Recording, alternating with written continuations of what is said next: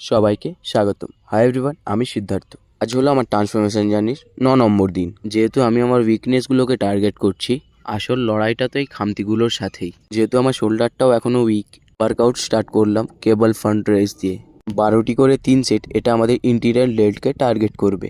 Second workout আমরা করলাম lateral race, যেটা আমাদের সাইড ডেল্টস বা কাঁধের পাশের অংশকে চওড়া ও সুগঠিত করার একটি সেরা ওয়ার্কআউট।